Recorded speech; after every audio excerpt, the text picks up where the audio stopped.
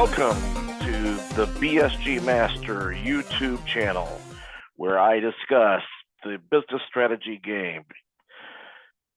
For this video, I'm going to review another YouTube video source, a recent one that was put up, and see how good it or bad it is.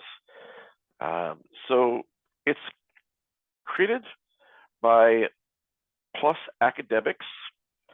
It's called the free BSG strategy game, BSG Year 11 Decision Answers 2022-2023. Okay, so for the sake of this review, I am using the fair use doctrine of the United States Copyright Act to comment on this based on the purposes of nonprofit, non-commercial, educational use. Also, I'm just expressing my First Amendment right to discuss this game for the need of the public interest, and also any students who are basically interested in learning how to play this game and are seeking information on YouTube to see if they can play better and win better. So I've reviewed this video, and unfortunately, I have to give it a grade of F. It is terrible. The problem is it looks good if you don't know how the game is played and you don't know what he's doing. But I don't want you to just believe me. I'm going to give you some very specific examples, but I can't go through everything he does wrong here because it would take me 2 or 3 hours to explain it all, and it's only like a half-hour video, okay? So you'll have to trust me on the rest, but I'll give you some examples that show how bad this guy is. Okay, so let's go ahead and just get started into, I've queued up a couple spots where we can review what he says and look at it from an objective point of view. Okay, so at this point, he is going to be reviewing the production facilities. Okay, so let's see what he does, and I'm going to interrupt once he gets in here. Now we can go to branded production. So in branded production, this is where we alter or change our SQ rating, which is very important for our image rating and overall Okay, so in this case, he's going to branded production. Sales. So usually we'll try to find the best way we can increase our SQ rating, but also we minimize our cost as much as possible. So 6 for superior material, this is quite low. So let's try to increase to something we can try, let's say 30. We have 5.8. Okay, first of all, I have to bring up his approach. What he's doing, he's modifying the numbers here at the top of the screen for some objectives he has in his head, and he's not clearly stating exactly why he needs to have a high SQ rating. He says it's for his broad differentiation strategy. However, broad differentiation does not require you to have a high SQ. You could go low SQ or high SQ. You could go with average SQ. It's not required because that's not the only way you could differentiate your product. Okay, there are many other ways you could differentiate your product, and you could leave SQ alone, okay, or you could make it average. But he's also not going out to research anything because, first of all, it's year 11. But the main thing is he never references anything at the bottom of the screen. He's not even showing the bottom of the screen. That's where all the costs are. You cannot just change branded production without recognizing that it has an effect on the costs. So the cost per pair is very, very important. You cannot just change these numbers without closely watching how it affects your cost per pair, because it could greatly increase your costs. You're not even aware of it if you're not even looking at it. So that's already a massive mistake here. Okay, he's just changing numbers and he's telling you to do these things, but he's not really explaining why. Okay, so that's one problem.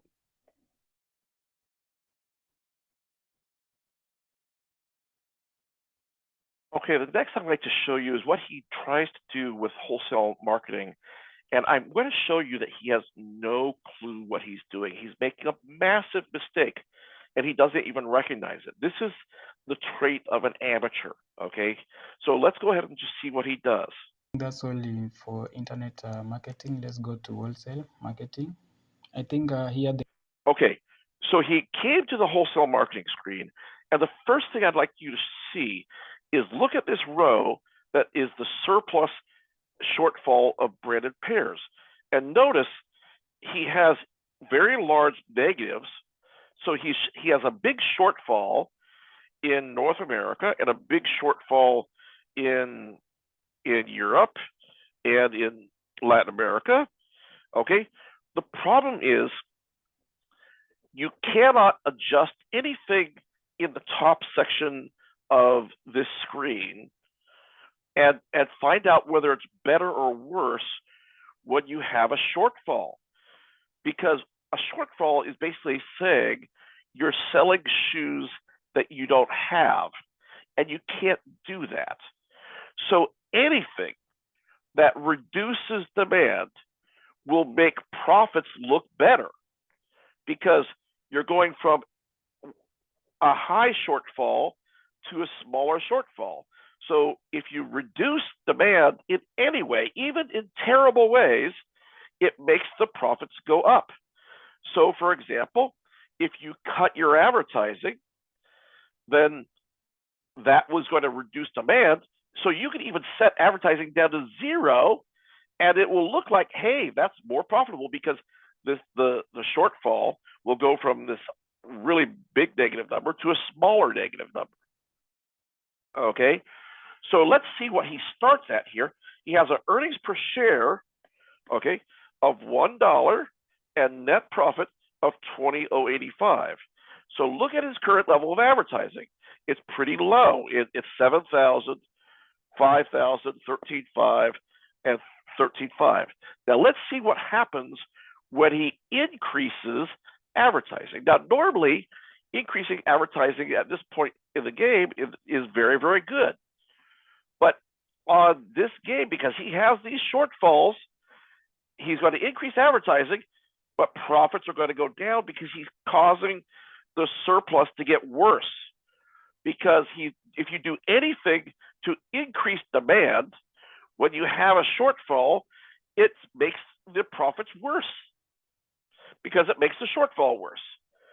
So he actually ends up with a lower EPS after increasing advertising, and he's wondering why. So he increases to high, then he notices when he cuts advertising, it increases his profitability. But it's not because lower advertising is better, it's because lower advertising reduces demand, which improves the shortfall. So he's deceiving himself.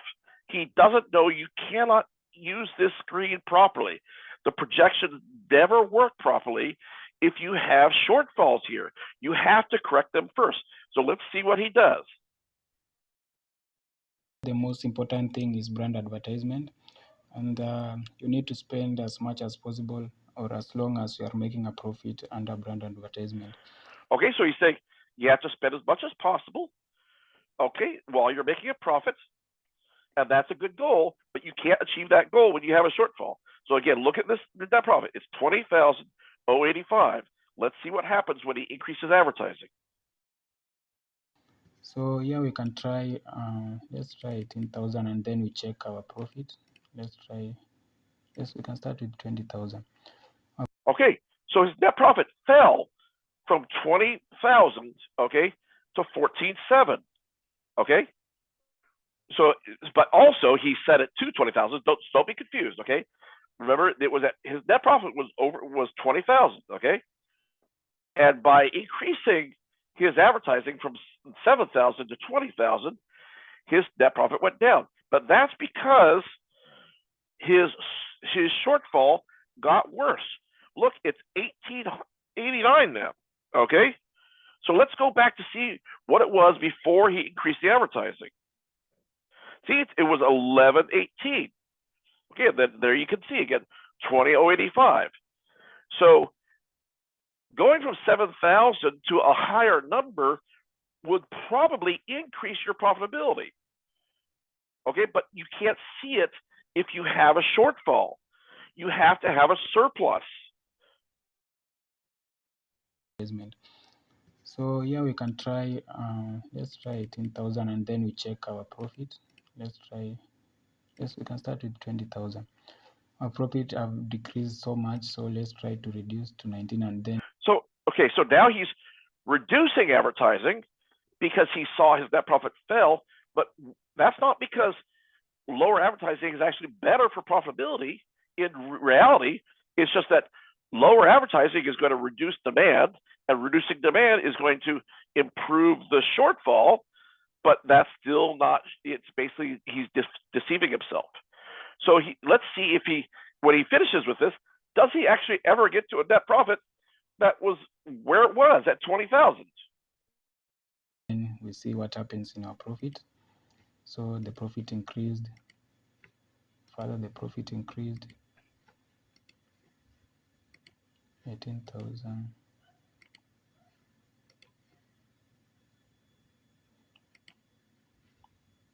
As you can see, our profit is increasing as we reduce our brand advertisement. So you have 16, you have 17, 16,500, 16. We can leave it at 16,000. So why did he stop? It's getting better, but it's still not where it was at.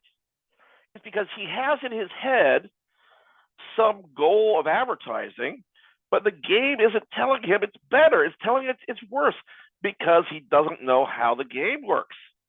Okay, so he's completely confused. Okay. And also in Europe and Africa, let's have. Okay, so before he makes a change, let's look at this. He's currently at 16,659. If he does anything to increase demand, the profits are going to go down because he has a shortfall in Europe and the other regions. So let's see. You can have 15,000.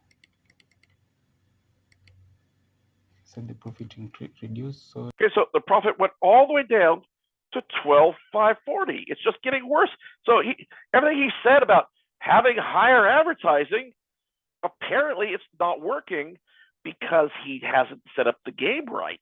He doesn't recognize that he just made the shortfall worse. So let's try 14,500, then 14,000. I think so he does the same thing. He now cuts advertising from that high level, and every cut he does improves the profit. If then he'll stop. If he went down to zero advertising, he will actually increase his net profit above what it was starting at. But he doesn't even try that because, first of all, it doesn't make sense. It doesn't jive with what he has in his mind of having higher advertising. Okay, but because he has this shortfall here, anything that reduces demand to get that, to minimize that shortfall, is going to be good, and it makes the profit look better, even though it really does not. I mean, it is true having higher advertising is better, but you have to know how the game works in order to achieve that. You can leave it at 14,000. I think for Asia Pacific. So he says we could leave it at 14,000. Why? As you were lowering your price, it got better. And if he kept on lowering it, because remember, he started at 5,000 and he had a higher level of net profit. 13,500, it's good, and also in Latin America. But because we are spending so much in advertisement, I think we should reflect that in our prices. So okay, now what he's going to do here is he's going to raise his prices. Well, when you raise your prices, that lowers demand. Okay, and when you lower demand, that improves the situation with the shortfall. So it does not mean that it's better to have a high price versus your competitors, but he's deceiving himself. So yes, so at this point, because he has shortfalls, anytime you raise your price, it's going to make it look like you get more profits, even though your price may be way above the competitors, and it may be hurting your profitability versus a lower price that's more competitive. Should increase the price here. 62. Okay, so notice he went from 1,700 shortfall to only 740. So of course that improves the net profit to above what he started at. Okay, but not due to advertising. It's just due to he reduced demand by raising his price. So he'll do the same thing here, and it looks like he's increasing his profit, but it's not increasing his profit because he had a higher price, and that's better.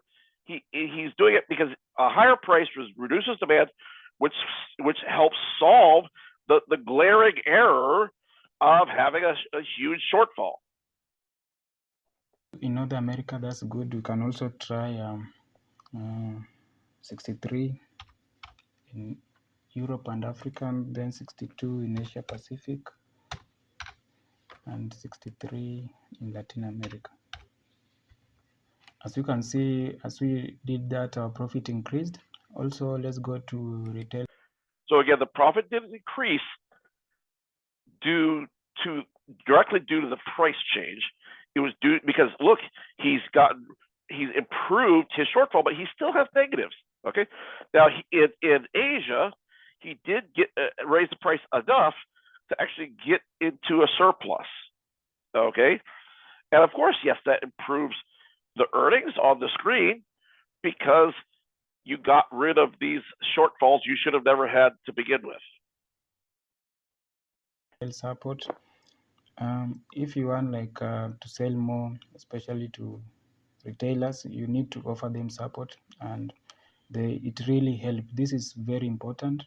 So usually, I found out to provide them with 5,500 in retail support in North America usually returns better result. Also in Europe and Africa. Asia Pacific at 750, that's good for now, and also in Latin America. Okay, for mail-in rebate, $5 in all region, it's good. Delivery time 2 weeks is good. So what he's doing, he's just making declarations with magic numbers, basically he's saying, trust me, 5,500, these are good. He doesn't explain why. He doesn't give you any calculations or any experience about why these delivery times of 2 are better than a 1 or a 3, or why a 5 is better than a 4 or a 6. He's just basically saying these are good. So the implied recommendation is basically just do what I say. Trust me. So, but I think offering 1 week is quite less realistic, but 2 weeks is okay. Again, he doesn't say why 1 week of delivery time is unrealistic. Okay?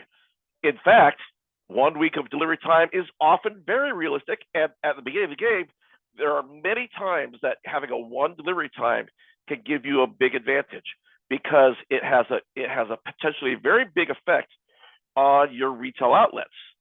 Okay, so it can give you an advantage. Does it cost money? Yes, but there's other ways to improve your profits so that it does not mean that you have to have a low delivery time or basically a 2 or 3 delivery time or a 4 delivery time in order to make money. You could have a 1 and still make plenty of money and also end up with a much higher number of retail outlets. Okay, the problem is that the game doesn't show the effect of future retail outlets in the projections, just like it doesn't really show the effect of retail support on your future retail outlets. You just have to know that these are investments for improving that in combination with other things. That also means another way you improve retail outlets is you make your product more attractive. Okay, but if your price is way higher, that's going to be less attractive because you're going to be reducing your demand quite a bit. Okay, so you have to have a combination of factors that make it appealing to the retailers, including a fast delivery time and a higher than average retail support. So the fact that he has a higher than average retail support, that's not the problem. The problem is he's not explaining why, and he's not giving any examples. He's just saying, trust me. So the fact that he sometimes gives advice that's okay is not the point. The point is he's not trustworthy and he's not explaining things. He's basically giving you magic numbers to follow. And if the magic numbers he gives you are not appropriate for the situation, it can really hurt you in the game. Now I think we have completed every area that affects our demand. So I think now we can go to production facility and try to arrange processes that can produce the shoes that we need in each region. So in production facility, I think our demand now is quite high. So I think we should consider increasing or purchasing new equipment in North America. In Asia Pacific, we are at short of 2,000, so I think we should include that now so that we can meet our demand. Also, for production improvement option, usually we should start with option B for North America, which is layout review. Okay, so let's go backwards. First of all, he's doing this backwards. He's setting production and he's doing his advertising and wholesale marketing and internet marketing before he sets up his factories. Okay, so if we go back here, okay, he should have done this before he started doing all that. Also, notice he's not mentioning some key factors that are in the player's guide. Okay, and so there are some mistakes that have been made by the company, and the player's guide specifically says this. It tells you that you are going to lose all your equipment that you are given at the beginning of the game, that you have 4,000 pairs of equipment in North America, and you have 4,000 pairs of equipment in Asia. You're going to lose all this equipment in year 15 and year 16. Okay. Also, at the beginning of the game, the equipment you have in Asia is all refurbished equipment. So here it shows the percentage of new and refurbished production equipment. So refurbished equipment is very bad equipment. It was cheap, but it has a lot of bad attributes. It has lower productivity. It has a higher reject rate. It has a lower quality output. Okay, so this company bought all this equipment before you took over the game, and it's all going to disappear on you in year 16. Okay, so this is described in the player's guide. Also, the player's guide tells you a critical thing about tariffs. So he doesn't even mention the word tariffs. Tariffs are very important in this game because they're very, very expensive. So in this version of the game, there's a $4 tariff in North America. There's a $6 tariff in Europe. There's an $8 tariff in Asia. There's a $10 tariff in Latin America. So anytime you send shoes to these regions from another region, you have to pay the tariff. Well, a $10 tariff in Latin America is extremely expensive. That's more expensive than your labor. It's more expensive than materials. So you don't want to pay that. So that's a good reason to build a Latin America facility. But you don't want to build it of any size. You need to build the size of the factory big enough to handle your current demand plus maybe a year or two. Because small plants are bad because they have a very high cost if due to a poor economy of scale. Also, Europe has the same problem as Latin America. It's just the tariff is $6 a pair instead of $10 a pair, but it's still very, very high. Okay, and also there's a higher freight cost too. So if you send shoes to a different region, the freight is $2 a pair. And if you send it to its own region, it's only $1 a pair. So that means when you send shoes to Europe, you're paying an additional $7 a pair, $6 for the tariff plus an extra dollar in freight.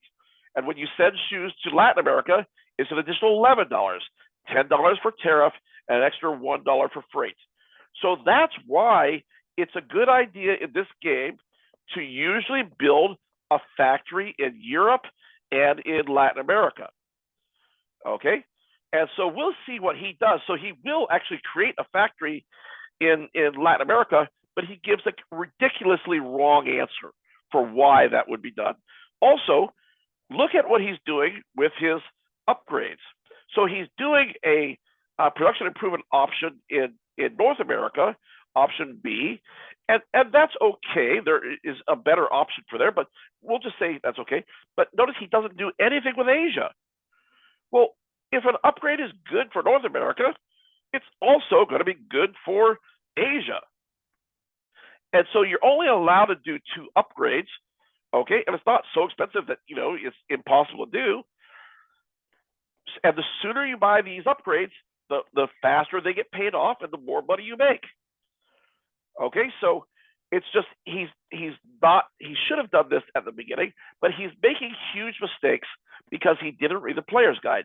So what you really should do in this game is you should sell off all your equipment in Asia that you start with and all the equipment that you start with in North America so that you can get the depreciated value for it. So you'll get half the value of what you paid for it, okay, in these regions, and that will help to pay for all brand new equipment, and that brand new equipment will last you for the rest of the game.